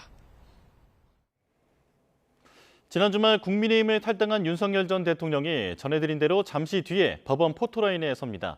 내란 혐의 4차 공판 전망을 김성수 변호사와 짚어보겠습니다. 어서 오십시오. 안녕하세요. 네. 자, 지난 주말에 전격 탈당한 윤 전 대통령, 오늘 공개 메시지를 낼지 주목이 되는데 만약 발언을 하더라도 재판 내용과 관련된 내용은 좀 피하지 않을까요? 예, 아무래도 여러 가지 지금 가능성이 이야기가 나오는 것 같습니다. 오늘 오전 10시에 일단 이 공판기일이 지정이 되어 있습니다. 그렇기 때문에 이 윤석열 전 대통령이 이 공판기일에 출석하기 위해서 그리고 이제 재판을 마치고 나서 이 두 차례 포토라인을 지날 것으로 보이는데 그 과정에서 지난 3차 공판 당시에는 아무런 메시지 없이 이 카메라를 다 지나쳤었는데 이번 같은 경우에는 아무래도 17일에 자진 탈당을 한 이 의사를 밝혔었고 그 다음 첫 기일이다 보니까 오늘은 어떠한 메시지를 내는 것이 아니냐 이런 이야기가 나오고 이 메시지를 낸다라고 하면 이것은 재판에 대한 지금 현재 진행 중인 재판에 대한 내용보다는 아무래도 자신의 탈당이라든지 지금 현재 이 선거가 이제 얼마 남지 않았지 않습니까? 이와 관련한 메시지가 아니겠느냐 이런 관측이 나오고 있는 것입니다. 예, 자 잠시 뒤에 오전 10시 15분부터 이제 4차 공판이 열리는 상황이고요. 자, 이 시각 서울중앙지법 앞을 보여드리고 있습니다. 자, 지난 공판에서 끝내지 못한 증인 신문을 이어서 할 것으로 보이는데 지난 공판에서는 윤 전 대통령 측의 불리한 증언들이 많이 나오지 않았습니까? 자, 이 부분에 대해서 오늘 반대 신문을 하는 거죠? 예, 맞습니다. 지난 기일에서 일단 두 사람에 대한 증인 신문이 이루어졌습니다. 그리고 그중에 이 한 사람 박정환 특전사 참모장에 대해서는 증인 신문이 시간 관계상 마무리가 되지 못했던 겁니다. 그렇다 보니 오늘 이제 반대 신문이 진행될 것이다 이렇게 보이는 부분이 있는데 이 반대 신문 이전에 주신문 과정에서 아무래도 윤 전 대통령 측에서 주장하고 있는 이 사실관계에 반대되는 뭐 어떠한 헬기를 투입하는 이런 과정이라든지 이런 부분들에 있어서 이 내란 혐의와 관련 검찰의 주장을 조금 더 이제 그 주장에 무게가 실리는 이런 진술이 나왔었기 때문에 이 부분에 대해서 어떠한 부분에 대한 사실관계의 진술이 신빙할 수 없는지 이런 것들을 묻게 되는 반대 신문이 이루어지지 않을까 생각이 되고 또 한 명의 증인이 오늘 또 예정이 되어 있습니다. 예. 그래서 이 또 한 명의 증인 같은 경우가 이상현 특전사 1공수여단장에 대한 부분인데 이 공수여단장 같은 경우에도 이 당시 이 특전사의 임무라든지 역할이 어떤 것인지에 대해서 이 검찰에서 일단 주신문을 진행하고 이후 반대 신문을 윤 전 대통령 측에서 할 것이기 때문에 이 과정에서도 어떠한 진실 공방이 있을 것이냐 이런 부분을 봐야 될 것 같습니다. 예.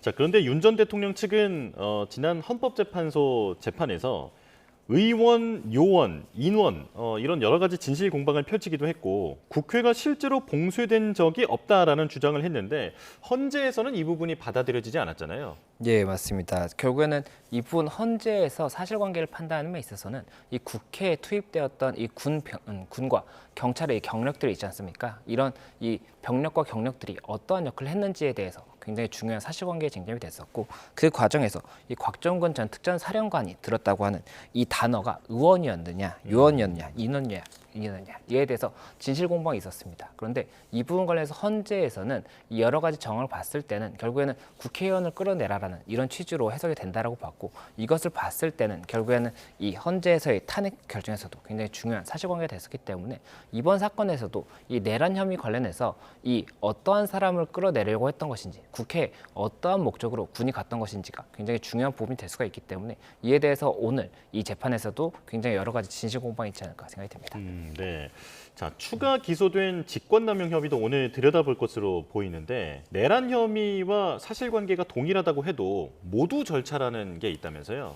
예, 지금 현재 이 윤석열 전 대통령이 현재까지는 이 내란 혐의에 대해서만 공판이 진행이 됐던 상황이었고 이제 오늘 공판부터는 이 직권남용 혐의에 대해서도 기소가 이루어졌기 때문에 이 새로운 공판이 진행이 된다라고 볼 수가 있습니다. 다만 이 두 개의 지금 죄명이 각각의 죄명이지만 이 재판의 이 여러 가지 절차를 감안했을 때 결국에는 같이 진행이 된다라고 볼 수가 있는 것이고 그렇다라고 한다면 새로운 죄이기 때문에 같이 진행이 된다고 하더라도 이 형사소송법상의 이 모두 절차라는 것을 진행을 해야 됩니다. 그래서 이 모두 절차라는 것은 이 검찰 측에서 이 공소 사실, 이 범죄 혐의가 어떤 것이다라는 것을 이제 재판부에 설명을 하는 모두 진술이 있고 이에 대해서 이제 피고인 측에서 이 부분에 대한 검찰의 주장이 어떠한 의견이 있다라는 것을 의견을 밝히는 이 절차가 있습니다. 그렇다 예. 보니 오늘 절차에서는 이 증인신문 두 사람에 대한 증인신문과 함께 이 직권남용 혐의에 대해서 모두 절차도 진행될 것이다. 이렇게 얘기가 나온 겁니다. 네.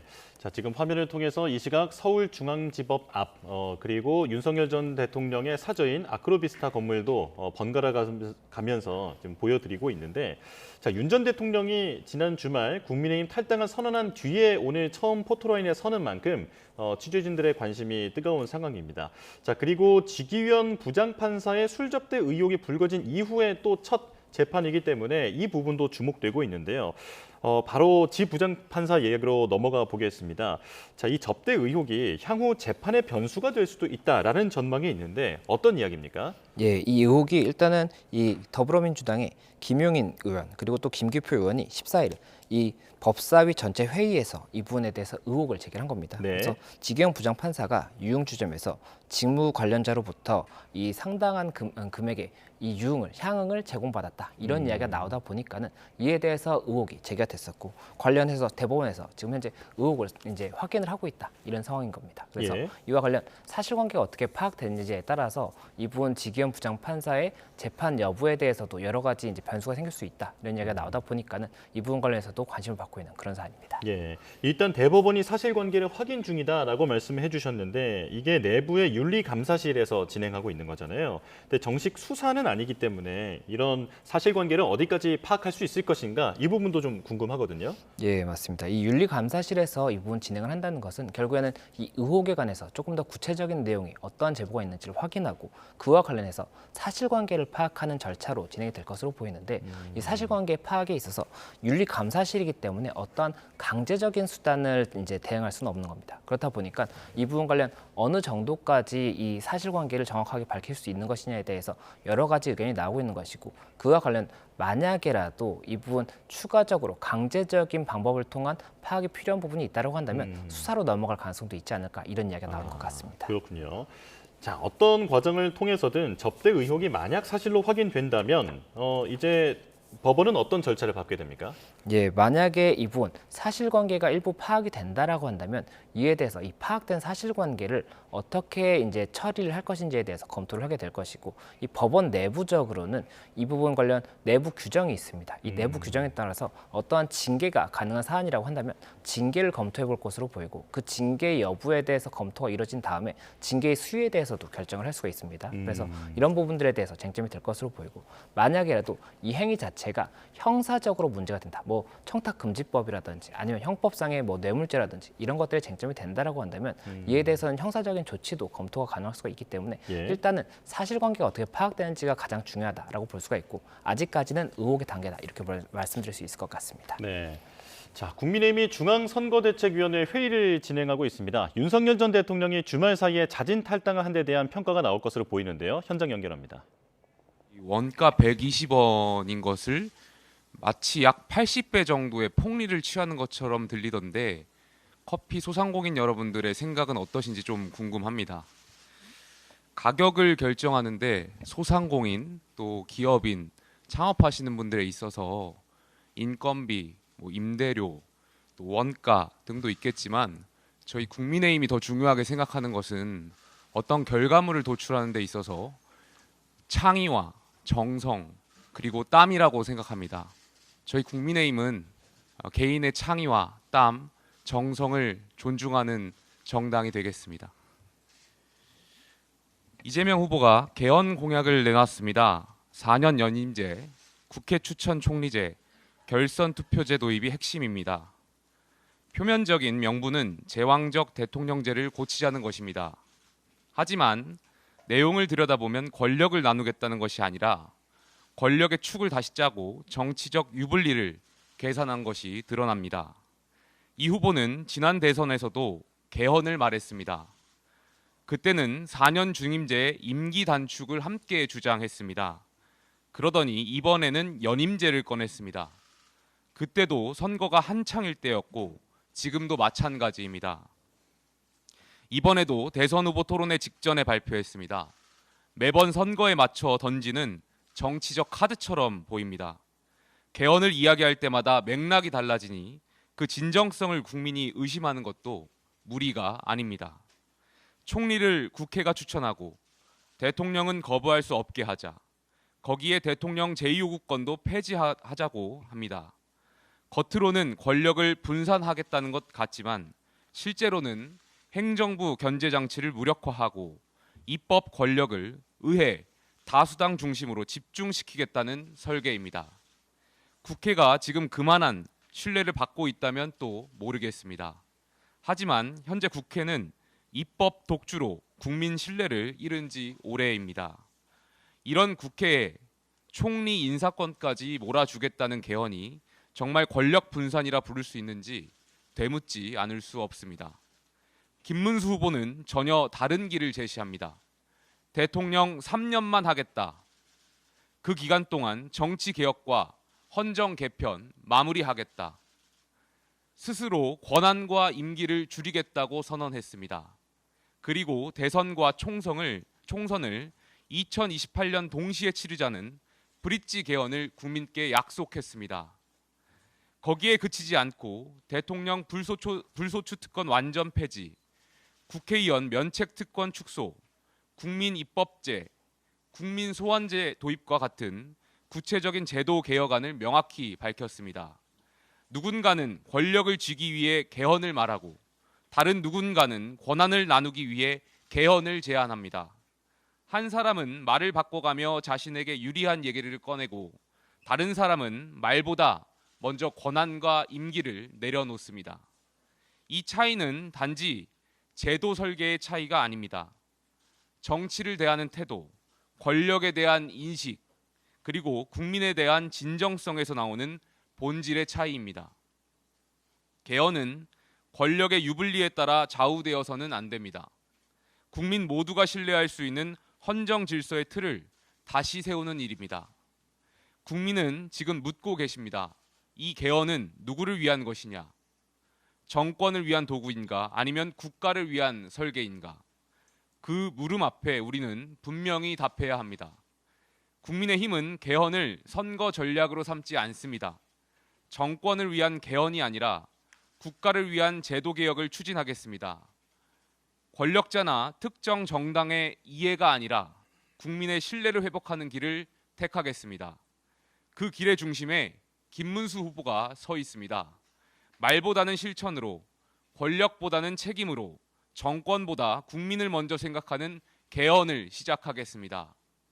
우리는 이 길이 제6공화국을 넘어 제7공화국으로 나아가는 새로운 헌정의 출발점임을 믿습니다. 이상입니다.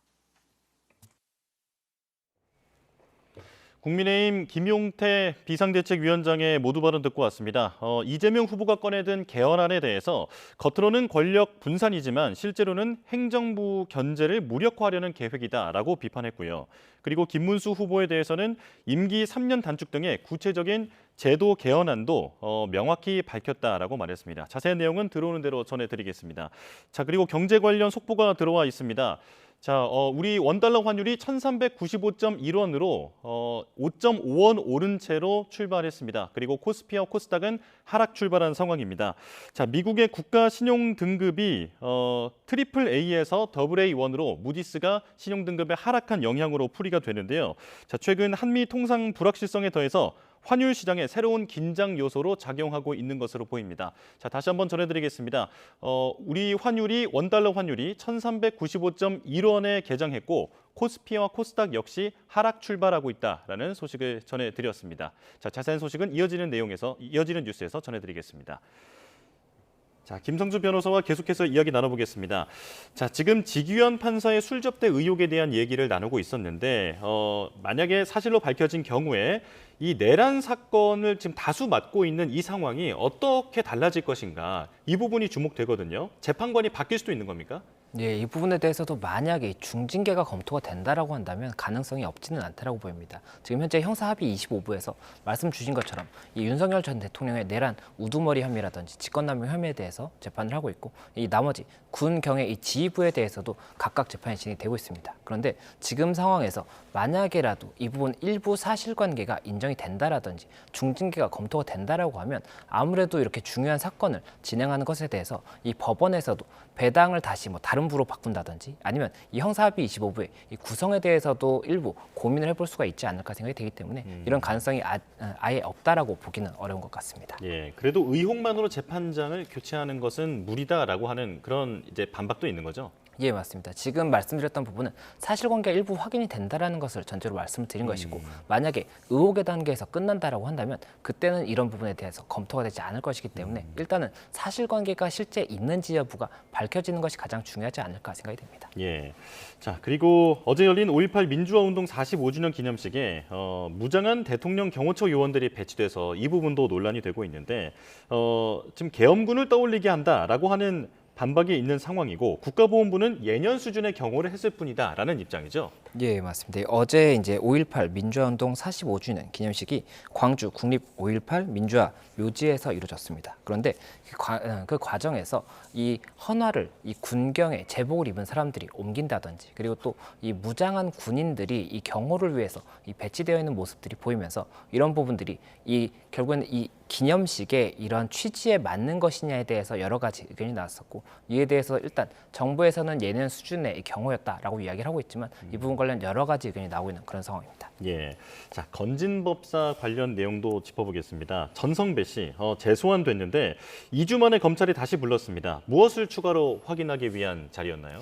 예, 일단 2주 만에 다시 소환을 했다는 것 자체가 지금 현재 이 혐의가 공천 개입이라든지 이권 청탁 의혹이 있는지에 대해서 수사를 하고 있는 거지 않습니까? 그러면 그 부분 관련 지금 최근에 압수수색을 했던 이런 부분들도 있기 때문에 이런 부분들을 다시 한번 확인을 하고 그리고 현재 혐의점에 대해서 이 2주 동안 밝혀진 추가적인 사실관계를 다시 한번 확인하는 이런 절차를 거쳤지 않을까 생각이 되고 예. 이 여러 차례 이 관계자를 소환하는 이런 부분 자체가 결국에는 사실관계 파악에 있어서 필요한 부분이 있다라고 볼 수가 있는 것이기 때문에 그리고 이 필요한 부분이라는 것이 추가적인 사실관계라든지 추가적인 진술들이 나오는 경우가 있습니다. 그렇기 때문에 이런 부분들을 추가 확인하기 위한 소환이 아닐까 이렇게 예상하고 있습니다. 예. 자, 김건희 여사에게 전했다는 고가 선물을 확인하기 위해서 압수수색도 벌였지만 사실 그 선물의 행방은 묘연해 보입니다. 다이아몬드 목걸이라든지 명품 가방 이런 것들을 직접 찾아야만 혐의를 입증할 수 있는 건가요? 예, 일단 이런 것들이 만약에 나오고 그것을 갖고 있는 사람이 누군지가 나온다라고 한다면 사실관계를 밝힘에 있어서 아무래도 굉장히 구체적인 정황을 파악을 할 수가 있을 것으로 보이는데 말씀 주신 것처럼 지금 현재 여러 곳에 압수수색을 진행했는데 이 물건들이 나오지 않은 상황이거든요. 그렇다 보니 지금 현재 이 물건이 실제로 김건희 여사에게 전달됐는지 여부에 대해서 중요한 사실관계로 볼 수가 있기 때문에 이 부분에 대해서 검찰에서는 여러 가지 이 경위를 통해서 파악을 하고 있지 않나 이렇게 생각이 듭니다. 알겠습니다. 자, 여기까지 법적 쟁점 짚어봤습니다. 김성수 변호사와 함께했습니다. 고맙습니다. 고맙습니다. 한 주의 시작인 오늘은 전국 하늘에 구름이 많겠습니다. 특히 서울 등 중서부에는 오후부터 약한 비가 내리는 가운데 날씨도 비교적 선선하겠는데요. 낮 동안 서울 기온이 21도 등 곳곳이 20도 안팎으로 어제와 비슷하겠습니다. 반면 동해안과 남부지방은 날이 더워지겠는데요. 낮 동안 곳곳이 25도 이상으로 초여름 더위가 나타나겠습니다. 이 자세한 비 내리는 시점부터 살펴보겠습니다. 오늘 중부는 흐리고 남부에는 가끔 구름이 많은 가운데 오후부터 중부 내륙을 중심으로 비가 오락가락 이어지겠는데요. 수도권에는 오후 2시 전후로 비가 시작되겠고 차츰 강원 지역으로도 확대해 퇴근길 무렵에도 계속되겠습니다. 밤부터는 충북 북부와 경북 북부에도 비가 오겠는데요. 내리는 양은 5에서 20mm로 많지 않겠고 내렸다 그치기를 반복하겠고요. 내일 새벽까지 이어지다가 잦아들겠습니다. 비가 내리는 중서부를 중심으로는 낮 동안 서울 21도, 춘천 22도 등 예년 기온을 밑돌겠고요. 강릉과 대구 27도, 전주 26도 등 그 밖의 지역에서는 초여름처럼 덥겠고 자외선과 오존도 강하겠습니다. 내일부터는 기온이 껑충 올라서 전국에 여름 더위가 찾아오겠습니다. 서울 낮 기온이 내일은 27도, 모레는 28도까지 지속했고요. 내일 밤 제주도를 시작으로 모레에는 일부 중부 내륙과 남해안에도 또 한 차례 비가 내릴 전망입니다.